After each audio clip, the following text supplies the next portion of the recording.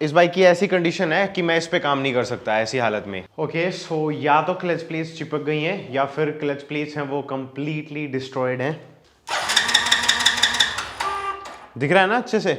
Alright so Mahindra ने S10 में भी फ्लिप की नहीं दी थी, अगर जिनके पास स्कॉर्पियो वो रिलेट कर पाएंगे, बट इस बाइक के साथ फ्लिप की आती है एंड इसकी कंडीशन आप देख ही सकते हैं।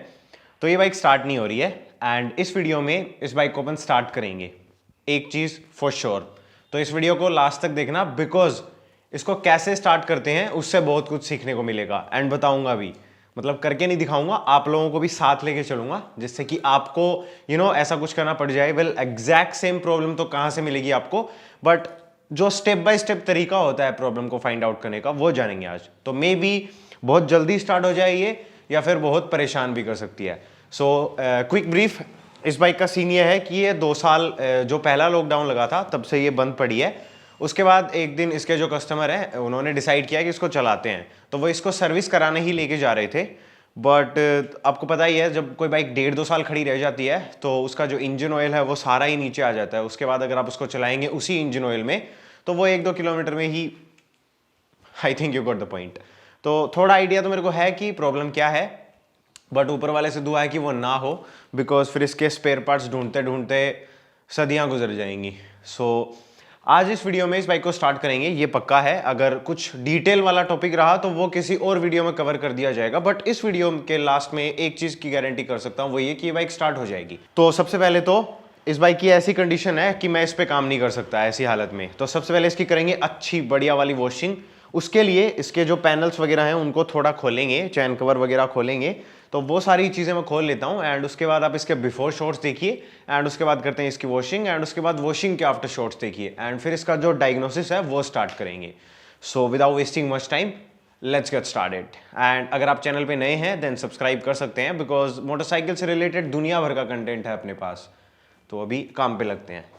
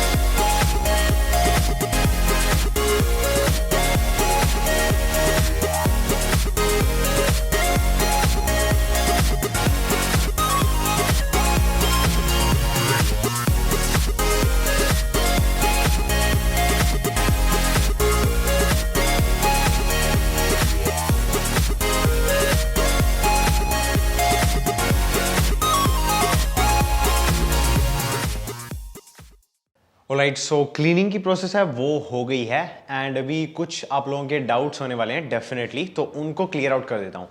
सो फर्स्ट ऑफ ऑल, इतना अगर बाइक को आप डिसमेंटल करके वॉश करते हैं देन ऑफ कोर्स इसके जो इलेक्ट्रॉनिक आइटम्स हैं जो कि ज़्यादा सेंसिटिव होते हैं उनके डैमेज होने का या उनमें पानी जाने का चांस रहता है। तो हमने हमारा पूरा टाइम लिया है, सबसे पहले इसकी वॉशिंग करी है एंड उसके बाद में कंप्रेस्ड एयर की हेल्प से इसके सारे इलेक्ट्रिकल जो कनेक्शंस हैं उनको अच्छे से क्लीन करा है। तो आपको भी वही करना है। प्लस में यहाँ पर एक डिस्क्लेमर डाल देता हूँ कि ये आप अपने रिस्क पर करें। अगर आप मेरी वीडियो देख करके सेम काम करने चलते हैं एंड उसके बाद में अगर बाइक में प्रॉब्लम आती है इलेक्ट्रिकल से रिलेटेड, तो कमेंट सेक्शन में मेरे को गालियां मत देना, बिकॉज काफ़ी सारी बाइक्स हैं जो कि पुरानी होने के बाद में उनकी वायरिंग है वो किसी काम की नहीं रहती है। स्पेशली बजाज एंड केटीएम्स में मैंने ये प्रॉब्लम काफ़ी बार देखी है एंड वैसे ये किसी भी बाइक में आ सकती है, बिकॉज वायरिंग में जब पानी चला जाता है एंड वो वहाँ पर रुक जाता है तो वो कोरोजन कर देता है एंड उसकी वजह से जो कनेक्शन है वो प्रॉपर्ली नहीं हो पाते हैं। तो that is one thing to be mind. And उसके अलावा इसकी जो बैटरी है उसको डिस्कनेक्ट क्यों नहीं करा, तो उसका रीज़न ये है कि इसकी जो बैटरी है वो लिटरली डिस्ट्रॉयड है। इसको पूरी एक रात हमने चार्जिंग के लिए छोड़ा था एंड 0% चार्ज, कुछ भी नहीं हुआ इस बैटरी को। तो इसलिए मैंने सोचा कि ये अब मुर्दे को कौन परेशान करे यार, यहाँ पर नई बैटरी डालेंगे तब इसको निकालेंगे। अदर देन दैट ये जस्ट एक डमी है। बट हाँ, अगर आपकी बाइक की बैटरी है वो प्रॉपर फंक्शन में है देन आप उसको डिस्कनेक्ट करें वॉश करने से पहले। Just keep that in mind. अभी बैक टू द पॉइंट, जो क्लीनिंग की प्रोसेस है वो हो गई है। तो अभी अपने को सबसे पहले, बिकॉज ये बाइक काफ़ी टाइम से खड़ी रही है, तो अपन इसकी जो डायग्नोसिस है उसको थोड़ा सा अलग तरीके से लेंगे। बेसिकली अपन इंजन में क्या चेक करते हैं, एयर, फ्यूल, स्पार्क, बट उससे पहले इसका जो इंजन ऑयल है उसको चेक करेंगे। तो इसका इंजन ऑयल चेक करते हैं एंड अगर उसको चेंज करने की जरूरत पड़ती है तो उसको चेंज करेंगे। अभी यहाँ पर थोड़ा सा ये काइंड ऑफ गैम्बल होने वाला है, बिकॉज इंजन ऑयल है वो अगर अपन नया डालते हैं एंड फिर अपन इंजन को स्टार्ट करेंगे एंड इंजन अगर सीज निकलता है तो फिर वो जो नया इंजन ऑयल हम डालेंगे वो वेस्ट हो जाएगा। तो उसका भी थोड़ा सा एक आइडिया बताऊंगा आप लोगों को कि कैसे उससे बचा जा सकता है, बिकॉज हर कस्टमर रेडी नहीं होता है 2 लीटर इंजन ऑयल को का जो पैसा है वो पे करने के लिए, बिकॉज ऑफकोर्स इसमें 1 लीटर ही डलता है। तो इसलिए उसका भी सोल्यूशन निकालते हैं। बट पहले देखते हैं कि इसमें एक्चुअली में इंजन ऑयल है वो कितना है, अगर है तो। ओके, सो थोड़ा ऑयल तो इस पर लगा हुआ है, एक बार फिर से देखते हैं। लिपस्टिक को टाइट कर लेते हैं बिकॉज अपने को ऑयल लेवल चेक नहीं करना है, बस ये चेक करना है कि इसमें ऑयल है या नहीं। सो आप इसकी जो टिप है वो देख सकते हैं, तो ऑयल तो इसमें है। दैट मीन्स कि अपन इसको स्टार्ट करने की ट्राई तो कर सकते हैं।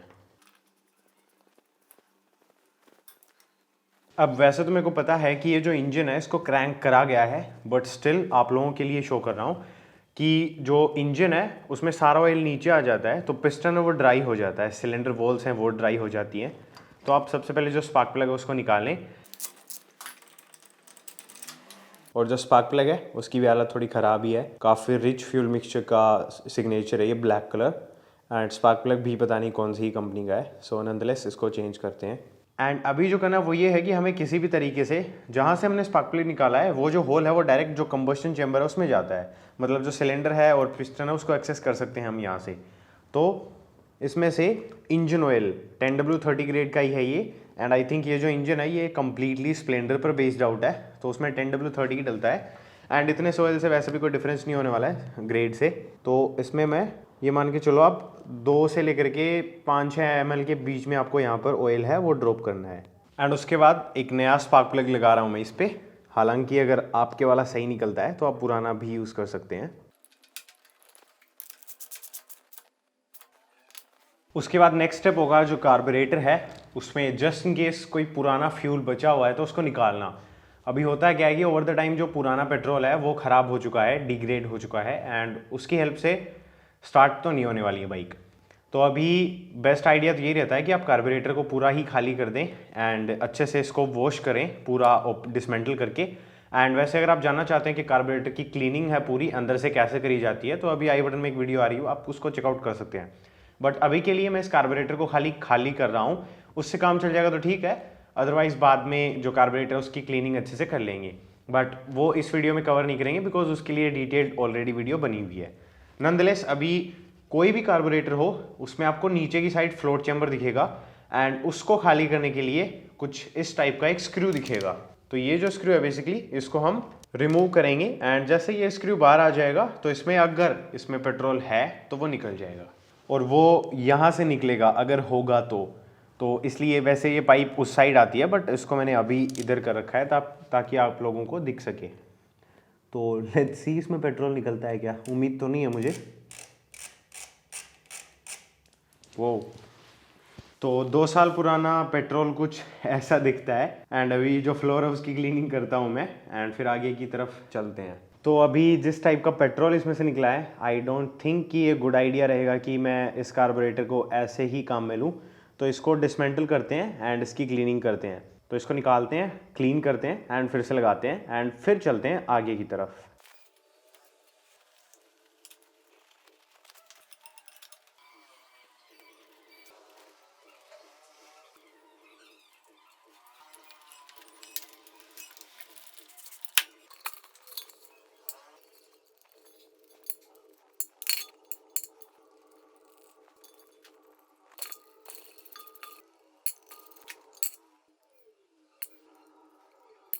वैसे कंडीशन इसकी इतनी ख़राब भी नहीं है, जस्ट इसका जो पायलट जेट है वो ब्लॉक है एंड इसकी जो ये बाउल है इसमें थोड़ी सी डर्ट जमा है।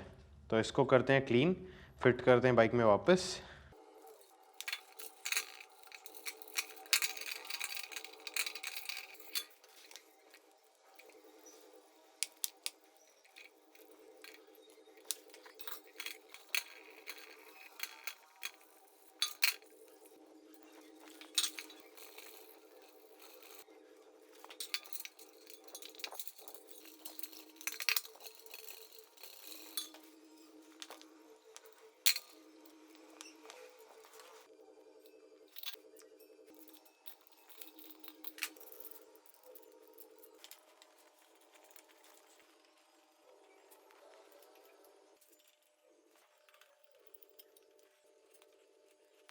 ऑलराइट, सो अभी एज ए नेक्स्ट स्टेप इसका जो एयर बॉक्स है उसको रिमूव करेंगे एंड इसका जो एयर फिल्टर है एंड जो एयर बॉक्स की ओवरऑल कंडीशन है उसको चेकआउट करेंगे। तो इसमें टोटल 5 स्क्रूज लगे हुए हैं, उनको रिमूव करके जो कवर है उसको हटाते हैं।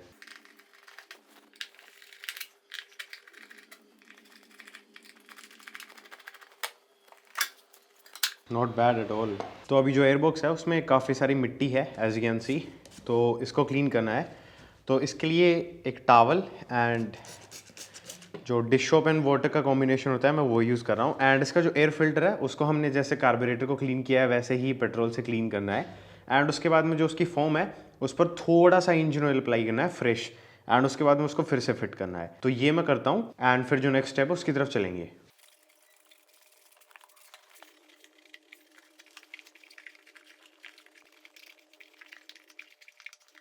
ऑलराइट, सो इसकी जो क्लीनिंग है वो हो गई है एंड इसके ऊपर जो एक और जाली आती है वो तो हाथ लगाते ही ऐसे मतलब डिग्रेड हो रखी थी वो अच्छी खासी, तो वो कैसे बताऊँ, पार्टिकल्स में बिखर गई बेसिकली।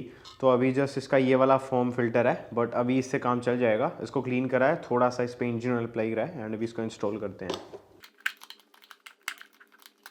एंड ये जो कवर है इसकी भी क्लीनिंग करी है। सो ये कुछ टिप्स हैं जो कि आपको हमेशा माइंड में रखनी है।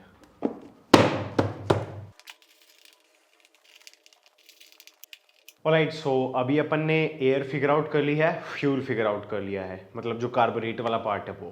एंड अभी बारी आती है स्पार्क को फिगर आउट करने की। अभी हमने जस्ट जो स्पार्क प्लग है उसको चेंज करा है। अभी अपने को ये नहीं पता है कि जो स्पार्क जनरेट करने वाली जो सारी चीज़ें हैं वो प्रॉपर्ली फंक्शन कर रही हैं क्या, तो अभी वही करने वाले हैं। बट बिकॉज अभी हमने जो सिलेंडर था स्पार्क प्लग को खोल करके उसमें इंजन ऑयल डाला था, तो उसको क्रैंक करके जो इंजन ऑयल का सर्कुलेशन है वो पूरा इंजन में करते हैं सबसे पहले। तो अपने को पता है कि अपने इंजन में इंजन ऑयल है, तो अभी उसका सर्कुलेशन करते हैं। तो इग्निशन को रखना है ऑफ, 7-8 बार जो क्रैंक है वो करना है, मतलब किक को यूज़ करने को ही इंजन को क्रैंक करना बोला जाता है।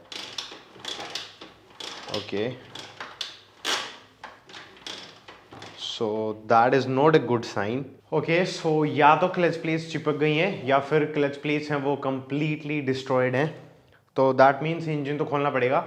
बट स्टिल एक तरीका और है अभी मेरे पास इसको स्टार्ट करने का, वो ये कि इसकी जो बैटरी है उसको अभी एक बार टेम्परेरीली किसी और बैटरी से रिप्लेस करके देख लेते हैं। बिकॉज अगर इसका सेल्फ काम कर गया ना तो चांसेस हैं कि इंजन है वो क्रैंक कर जाएगा। तो अपने को ये तो पता लग जाएगा कि इंजन है वो सही है या नहीं।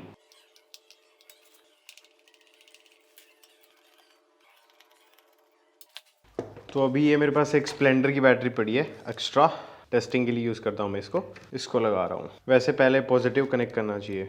ऑलराइट, सो पावर तो इसमें आ गई है। अभी इसका जो मीटर है वो फुल स्वाइप अप हुआ था। अभी इग्निशन ऑन करके देखते हैं। सो यस, मीटर काफ़ी प्यारा है यार इसका, 46,000 चल रखी है ये, नाइस। तो अभी ये न्यूट्रल में है and let's give it a shot. Okay, so ये तो थी स्टार्टर मोटर की आवाज़।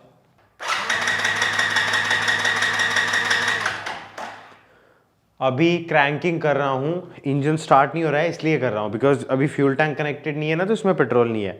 बट अभी मैं करके आ रहा हूँ, जैसे किक से करना था पूरा जो ऑयल सर्कुलेशन है वो भी मैं सेल्फ से कर रहा हूँ। हालांकि रिस्की है ये बिकॉज जो बैटरी है वो डिस्चार्ज हो जाएगी, फिर इसको फिर से चार्ज करना पड़ेगा, तो मेरा थोड़ा और टाइम जाएगा। बट यही प्रॉपर प्रोसीजर है तो इसलिए करना पड़ेगा। अभी चलो इसका जो स्पार्क प्लग है उसको चेक कर लेते हैं, मतलब उसमें करंट आ रहा है या नहीं। आई मीन स्पार्क प्लग तो अपन ने नया डाला है तो उसको तो चेक नहीं कर रहा मैं, ये थोड़ा मैं ब्लाइंड खेल रहा हूँ। बट जो बाकी का सिस्टम है उसका चेक करने का क्या तरीका है, एंड जस्ट इन केस आपको स्पार्क प्लग चेक करना पड़ता है तो उसका क्या तरीका है वो देख लो। उसके बाद इसको फाइनली फ्यूल टैंक लगा करके स्टार्ट करने की कोशिश करेंगे। ओके, सो करंट टेस्टिंग की प्रोसीजर कैसी है वो सुन लो। तो सबसे पहले जो कैप है उसको हटाना है, उसके बाद में जो स्पार्क प्लग है उसको खोलना है। बट इस केस में स्पार्क प्लग नया है तो मैं, जैसे कि मैंने पहले बताया, उसको चेक नहीं करूंगा।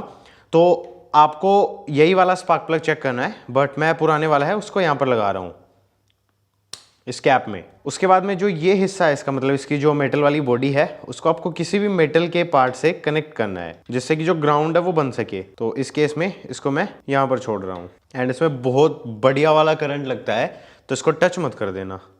तो इसको यहाँ पर लगा करके अपन ने छोड़ दिया। अभी अपन इससे बना के रखेंगे दूरी। इग्निशन को मैं ऑन करता हूँ एंड फिर सेल्फ को शुरू करूँगा, एंड यहाँ पर अगर करंट आ गया ना तो करंट वाला प्रॉब्लम तो सॉर्टेड है। अभी बाइक न्यूट्रल में है वैसे, दिख रहा है ना अच्छे से, तो मतलब करंट तो है इसमें। तो चलो अब इसको स्टार्ट करते हैं, इसका जो फ्यूल टैंक है उसको लगा के। एनीवेज, तो फ्यूल टैंक की भी एक टिप सुन लो। ये काफ़ी दिन खड़ी रह चुकी है बाइक, तो इसलिए इसका जो फ्यूल टैंक है उसको अंदर से भी क्लीन करा है। और अगर आप चाहते हो कि मैं वीडियो बना के बताऊं कि जो फ्यूल टैंक है उसकी साफ़ सफाई कैसे करी जाती है तो कमेंट कर देना। Alright, so moment of truth, ignition on.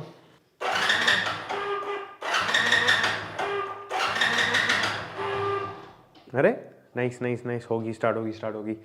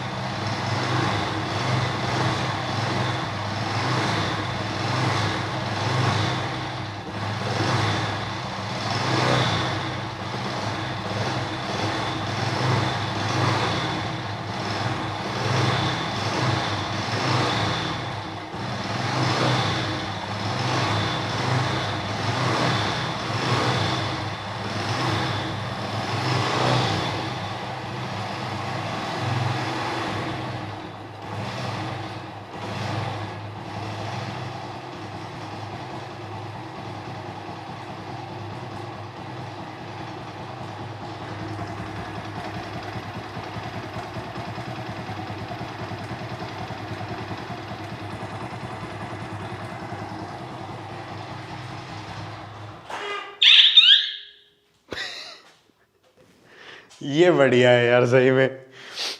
Anyways, तो चलो स्टार्ट तो हो गई है। इस वीडियो का मोटिव यहीं पर पूरा होता है, बट इसमें अभी एक तो टाइमिंग की साउंड लग रही है मेरे को, पिस्टन की भी नॉकिंग साउंड हो सकती है। सो आई एम नॉट श्योर कि इसका इंजन रीबिल्ड करना भी पड़ सकता है। वैसे इसको खोलना तो पड़ेगा ही, तो उस टाइम एग्जामिन करेंगे इन सारी चीज़ों को। तो अभी मेरे को एग्जैक्टली कोई आइडिया नहीं है कि इसके आगे इस पे काम करना है या नहीं। इसके जो कस्टमर है उनसे पूछना पड़ेगा कि वो इस कंडीशन में इसको चलाएंगे या फिर इस पे खर्चा और करना है, उनको रीबिल्डिंग जो है इसकी वो करवानी है। एंड अपार्ट फ्रॉम दैट मेरे को ये आइडिया भी नहीं है कि इसकी मैं वीडियो बनाऊंगा या नहीं। हालांकि कोशिश करूंगा मैं, बट डेडलाइन अगर ज़्यादा स्ट्रिक्ट रहती है देन वीडियो ना भी बना पाई। बट नॉनदलेस मैं मेरी बात पर रहा हूँ। मैंने बोला था कि इस वीडियो के लास्ट में इसको स्टार्ट कर दूंगा and I just did that. But सुनो, अभी भागो मत। देखो अगर यहाँ तक हो जाए स्टार्ट तब तो बहुत बढ़िया, अच्छी चीज़ है। आपको बता ही दिया मैंने डिटेल में क्या क्या करना है, बट यहाँ पर स्टार्ट नहीं हो रही है तो अपने को लास्ट में 2 चीज़ें और चेक करनी है। वैसे चेक तो एक ही चीज़ करनी रहती है, बट उसको 2 चीज़ों में डिवाइड करना है। वो है टाइमिंग। टाइमिंग क्या होती है? बेसिकली क्रैंकशाफ्ट रोटेट करती है, piston up and down move करता है, तो एक फिक्स टाइम पर जो वाल्व्स हैं, जो सिलेंडर हेड है उसमें जो इनटेक एंड एग्जॉस्ट के वाल्व्स हैं, उनका ओपन एंड क्लोज होना फिक्स टाइम पर होना बहुत जरूरी है, तभी इंजन है वो एफिशिएंटली वर्क करता है। अगर जो क्रैंकशाफ्ट की टाइमिंग है, मतलब जो पिस्टन की टॉप डेड सेंटर की टाइमिंग है, उसके साथ अकॉर्डिंगली जो सिलेंडर हेड में कैमशाफ्ट लगी हुई है वो टाइम नहीं करेगी प्रॉपर, मतलब वो एक दूसरे के साथ ऐसे मान लो कि तालमेल बिठा करके नहीं चलेंगी, तो इंजन है वो काम नहीं करेगा। तो अगर बाइक स्टार्ट नहीं हो रही है, आपने एयर चेक कर लिया, आपने फ्यूल चेक कर लिया, आपने स्पार्क चेक कर लिया, तीनों चीज़ें प्रॉपर हैं। फ्यूल में आपने देख लिया कि फ्यूल सप्लाई हो रही है, कार्बोरेटर की आपने क्लीनिंग कर दी, प्रॉपर सारी चीज़ देख ली, कार्बोरेटर एकदम परफेक्ट कंडीशन में है, ओके। और कार्बोरेटर की ट्यूनिंग को भी आपने परफेक्ट तो आप तभी कर सकते हो जब इंजन स्टार्ट होगा, बट थोड़ा सा ट्वीक कर दिया कि हाँ ठीक है, हो जाना चाहिए इतने में, ओके। एयर फिल्टर का आपने देख लिया, एयरबॉक्स का देख लिया, लाइन वगैरह देख ली, एंड जो स्पार्क है वो देख लिया कि स्पार्क प्लग में प्रॉपर करंट आ रहा है अच्छा खासा। तो टाइमिंग चेक करो, एंड अगर टाइमिंग भी सही है तो 5वीं चीज आपको चेक करनी है वाल्व क्लियरेंस, जिसको टैपेट सेटिंग भी बोलते हैं नॉर्मल लैंग्वेज में, वो। तो ये 5 चीजें आप चेक करो।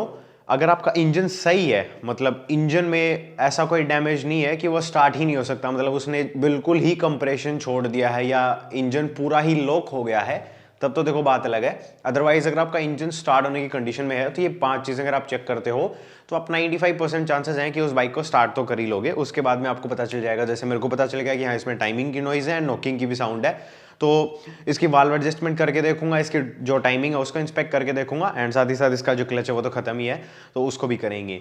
एंड अपार्ट फ्रॉम दैट इसका जो सिलेंडर है वो निकालने के बाद पता चलेगा कि इसकी कनेक्टिंग रोड एंड इसका जो पिस्टन है उसकी कंडीशन कैसी है। एंड वो वीडियोस आए या ना आए क्या ही फर्क पड़ता है, बिकॉज ऑलमोस्ट ये जो इंजन डिज़ाइन हो चाहे इसका एयरबॉक्स डिज़ाइन हो वो सिमिलर है हीरो होंडा की मोटरसाइकिल से। तो जो स्प्लेंडर आती है अपनी उसका हॉरिजॉन्टल इंजन आता है एंड इसका भी वही है, एंड काफ़ी सारी चीज़ें सिमिलर हैं इसमें। ये तो मैंने बाहर से देखा है, अभी अंदर से देखूंगा तब पता चलेगा बाकी तो। बट अगर सब कुछ ही सेम निकला तब तो देखो वीडियो नहीं आएगी ऑफ कोर्स, एंड अगर कस्टमर ने बोला कि काम जल्दी करना है तभी वीडियो नहीं आ पाएगी, otherwise I will try my level best to bring the video. Anyways that's about this video guys. अगर यहाँ तक आप आए हो, आपने इतनी वीडियो देखी है, that means you just love this type of content, तो लाइक करके जाना, सब्सक्राइब करके जाना, कमेंट करके जाना, एंड आप जैसे अगर और हैं आपके सर्किल में देन उनके साथ इसको शेयर भी कर देना। And apart from that bell notification icon को ऑल पे कर लो, बिकॉज वीडियोज हैं वो दना आ रही हैं काइंड ऑफ। फिर मिलेंगे कभी किसी और वीडियो में, तब तक के लिए बाय बाय।